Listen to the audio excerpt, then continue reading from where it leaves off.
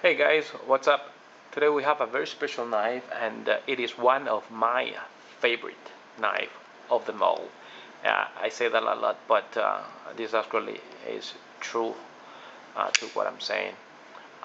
It's made by Shirogorov brothers and they are from Russia. I met them personally at the Blaze Show 2014 and they are very, very nice people. I met Igor, which he does all the material buying and employee controls. And then I also met Sergey Shirogorov. He is the engineer. He's knife maker at the Shirogorov's knife company. And I also met Vartan. He is a professional manager for the Shirogorov knives. And I also met, I think she was Igor's wife, or probably Sergey's wife. I'm sorry if I got that confused. I'm pretty sure she's Sergey's wife. So, what's so special about this knife? This is an open bit knife, and there were two open bit knives when I was at the show, and one is a frame lock, was a oh my god, awesome knife. It comes with a Damascus scales and a Damascus. I think it was a Damas steel blade, and it was just flawless. And I originally bid on that knife, but I lost my bid for $100 because I was away and some a-hole he just you know took it right off my hands. But anyways, since I lost that one, I went to bid on this one, and I actually won the bid on this one, and I was very fortunate, and I'm very happy. The knife, okay, it's the F3 model, and the blade is a very nice utilitarian blade. It comes with a very cool DLC coating, and this DLC coating is one of the highest, and it's usually what they use in a more expensive watches, as you can see.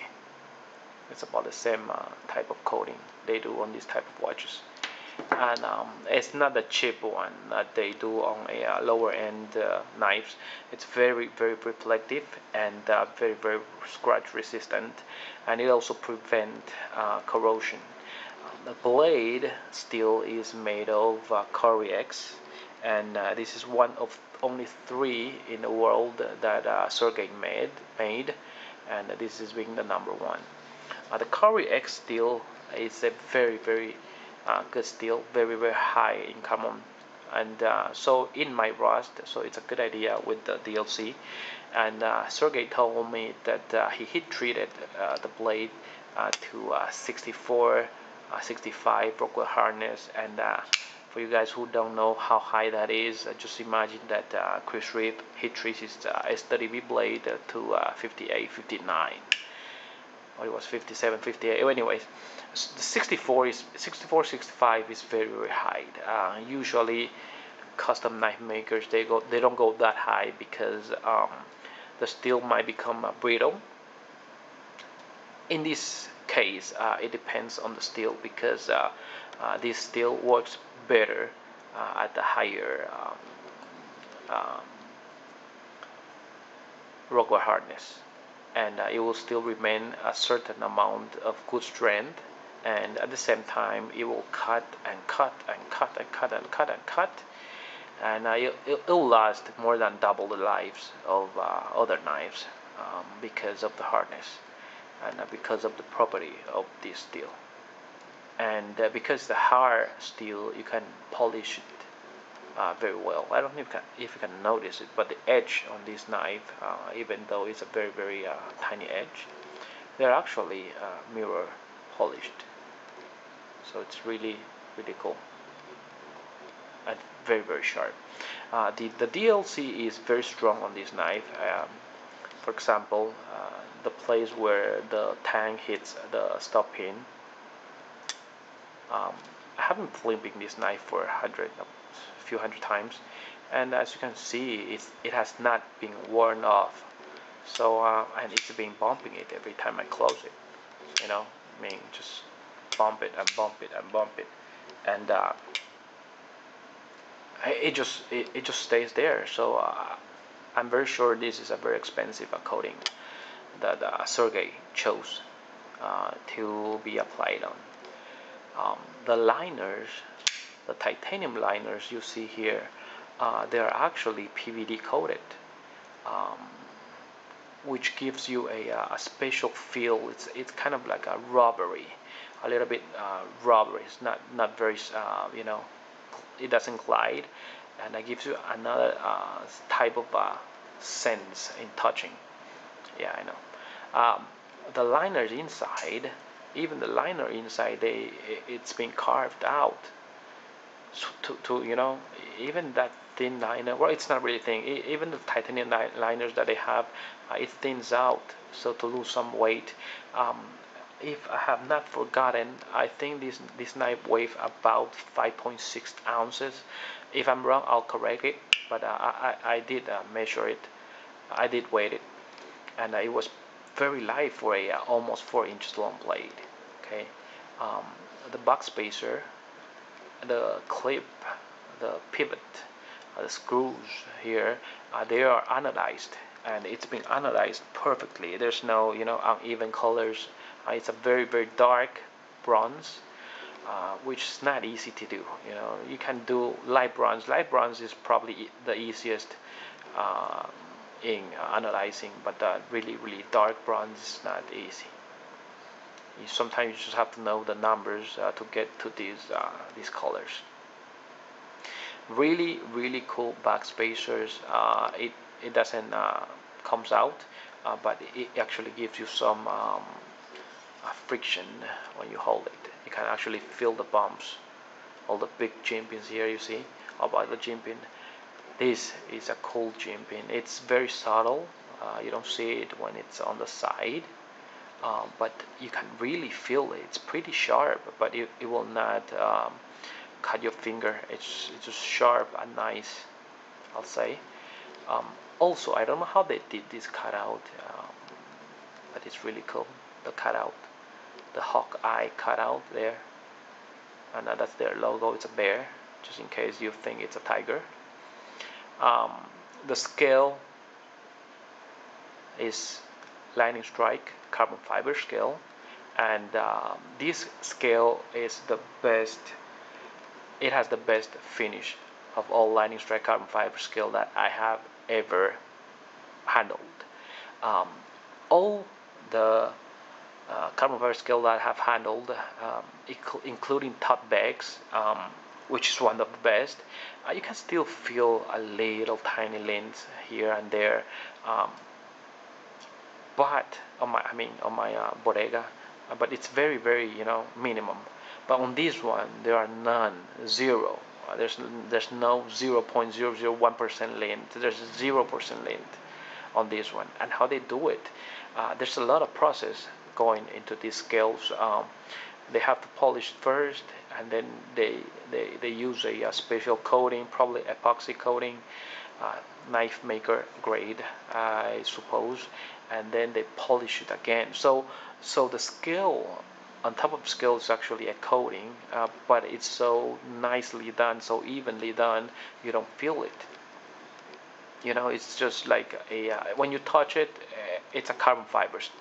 It's a carbon fiber to you, but when you look at it, you see all the nice copperish, brownish color lines inside. It's a copper line, and that's just awesome. And I believe because of the coating, the copper will not turn, uh, uh, will not oxide. I believe. I'm not sure. Okay, and there's a small lanyard hole here, and you cannot fit paracord there, but you can feel the flat type lanyards inside. I'm not a lanyard person, so it's fine with me. The clip is one piece clip with grooves, on the side for easy deployment, and it stays very flat to the scale, so it does not bug you in any way. It's just awesome. Great clip, easy in, easy out, and stays there when you don't want it to fall out.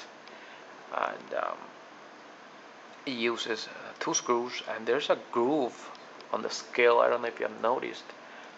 It grooved in, so you get more space for the pocket edge when it's in, because the clip stays so tight to the scales. So that's more details there.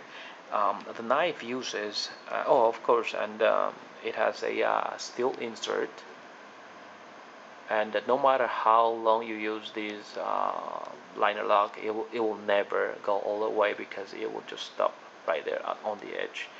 And it uses a multi-row bearing system, which they have a logo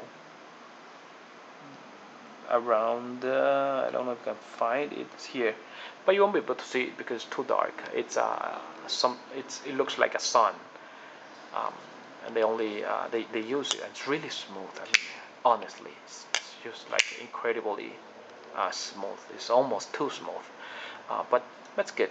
I like it. So overall, this knife has been well designed. Even the cutout here. So when you flip the knife out, your finger just kind of glide, and it does not bug you. It comes with a very thick blade stock. Compare it to the how do you say, the production knife. I don't know if you can see it, but it's about what, 30% thicker. That, so it gives you a lot of. I'll do a separate video comparing both. Uh, it gives you a lot of confidence on this knife. It's kind of like like a Superman of the knives, and I'm really glad I scored this one. Okay, so that's about it on this knife. Let me know if you guys. Oh, one more thing before I close it. When you want to unlock the knife, you see there's a space between the liner and the scales, and that's left so when there are dirt inside, when you're using the knife and dirt goes in, you can shake it off easier. And when there's like little debris, you can also you'll be able to close it. Because the liner doesn't touch the scale, so it gives you a space in between. If they don't do that and a debris goes in, you won't be able to unlock the knife. So that's more details, and I think it's really cool, really cool. And Sergey has thought of everything on this knife. There's no one thing there's no one flaw I can find this knife, and I have handled a lot of knives. There's just no one flaw. Really great jimping here. It's not sharp. It's just perfect. Perfect centering, of course. Absolutely no movement. I mean, there's just no movement. I think the only downside on this knife is that it's going to be hard for you to open it. I just don't know how to open it. But normally you will not need to open the knife. I mean, you just have to use it and spray it. That's about it on this knife. And great knife if you guys ever get a chance, which is very slim. And but if you ever get a chance to handle one of his custom or purchase one of his customs, do not, and I repeat, do not hesitate. Just don't wait. Just get it. And it can be the one knife for your entire life. And because that's just how much I think this knife is. If I'm going to use one knife for life, probably this one, because of all the finishes, and it's just not built to collect. It's built to be used. Okay, so that's about it, and thank you very much for watching. I'll do a separate video comparing the full custom and the production, or mid-tech as they call it, in the next video. Okay, so see ya, bye, thumbs up please.